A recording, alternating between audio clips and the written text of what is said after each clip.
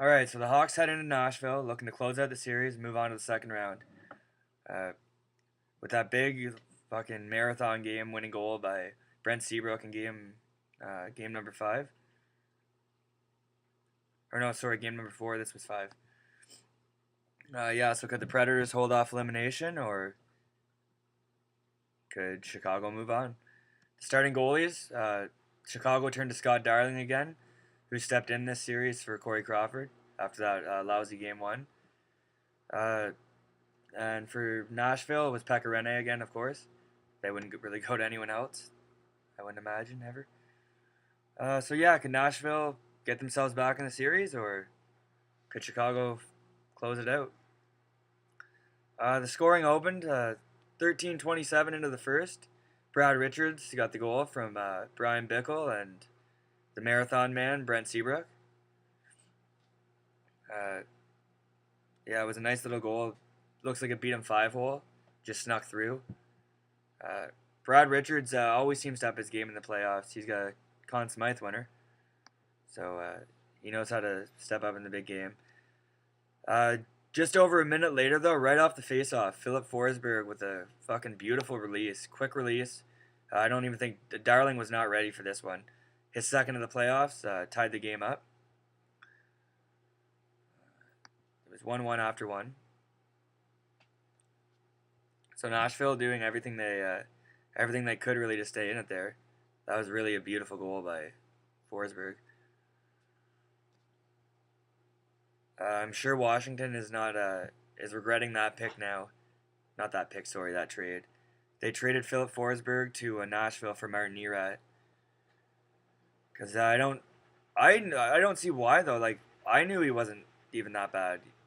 Like I think people were thinking Philip Forsberg might not pan out, but just he did slip a little in the draft. But I never really questioned that he could play at the NHL level. I don't know what Washington seen. Obviously seen something they didn't like. The shots after one were 13-10 for Chicago. There'd be no scoring in the second period, with Nashville out shooting Chicago 11-7.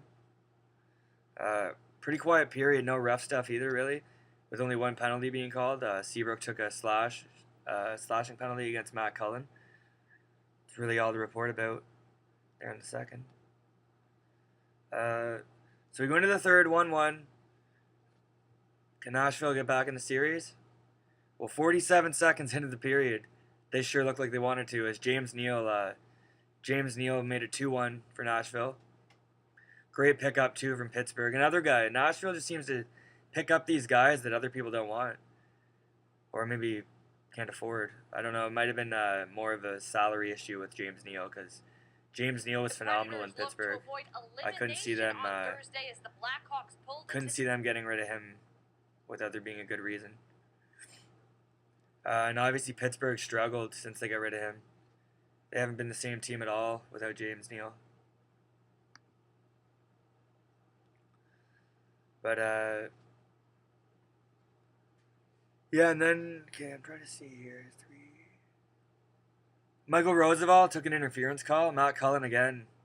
He drew 2 or 3 penalties in this game actually. So good job on him. He drew the penalty, and then Colin Wilson made no mistake.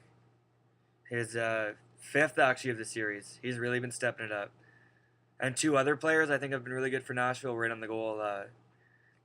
Mike Ribeiro, who despite all the off-ice issues is playing really well here so far in the playoffs, and Seth Jones, the young second overall pick. Yeah, Darling fucking... Not Darling's fault though up to this point that it's 3-1. Nashville was just playing good hockey. Oh, I forgot to mention too, there was a huge hit on Patrick Kane. I forget who hit him, but it was a big open ice hit, and that was in the second period there that happened. Yeah, Patrick Kane missing the first game due to injury, so he might still be a little banged up. James Neal's goal too was really nice. Nice little wraparound goal. He's more of a shooter, I find. He's likes to get in the slots and shoot. Rene is showing here, making some huge saves. Robbing Andrew Shaw there. Here's the third goal. I'm just seeing that power play goal. Oh, yeah, it was a really nice feed in front. Wilson did a little like spin, put it in the net. That's when it made it 3-1.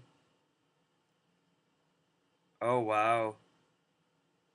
Off the ensuing faceoff, Nashville got the pressure, and Philip Forsberg receives the pass in the slot and buries it. His second of the game. Really nice pass. Darling had no chance on this one. Just really not a good recovery from Chicago after allowing the goal. And Versteeg would add one, 14:52 to get them back in the game from Patty Kane and Brad Richards. But Chicago tried to pull their goalie near the end, and a really bad turnover at the end by the Chicago defenseman led to Philip Forsberg getting the puck, kind of being in the right spot at the right time, and picking up his fourth of the playoffs and his third of the game. Shootout simulator audition, take one. That was his hat-trick goal. And yeah, it was an empty netter, but on the power play. Really nice to see him picking up his game, though. Unless you're a Washington Capital fan. Alright, let's just go over some of the players and see how they played here. Jonathan Toews was a -1, 2 shots, 4 hits. Only won 37% of his faceoffs and 18:42 on the ice. He needs to be better than that. Brent Seabrook, an assist, -1, 2 penalty minutes, 3 shots, a block, a giveaway, 20 minutes, 13 seconds on the ice. Not terrible, but not spectacular. Patty Kane, 1 assist, 2 shots, a giveaway, 2 takeaways, 19:09 on the ice. So as you see there, let's see Duncan Keith too. Might as well. -1, 2 shots, a block, giveaway, takeaway, and 27:08 on the ice. So as usual, he's out there the most for Chicago. But as you can see, the big four there really not playing as good as they are capable of.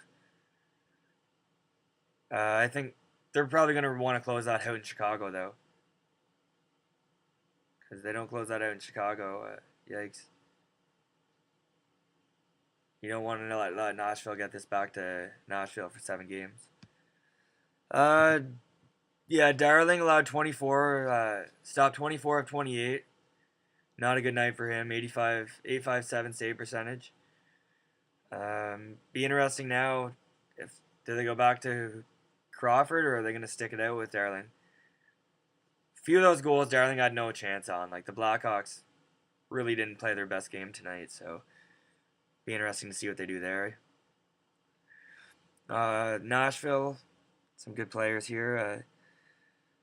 Philip Forsberg, the 3 goals, 4 shots. That's a great percentage. 2 hits in 15 minutes, 10 seconds of ice time. Seth Jones had 1 assist, a penalty, a shot, 2 hits, block, 2 giveaways in 23:44. So not terrible from him. Victor Stahlberg got 5 hits in the game. Added a bit of toughness to their game tonight. Smith led the way with 5 shots on net in 18 minutes of ice time.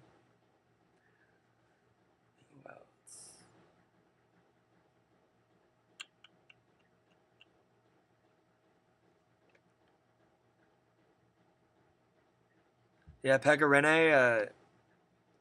Rinne stopped 28 of 30 for a .933 save percentage. That's the type of Pekka Rinne they need if they want to come back and give the Chicago Blackhawks a run for their money in this series. Because Pekka Rinne is an elite goaltender. So yeah, Game 6 coming up here over the weekend. Nashville looking to get back in the series. Tie the series up after being down 3-1. They got all the momentum going into this one, and should be a good game. Alright guys, go over to Push Start Sports, hit that subscribe button, like the video, and I'm out.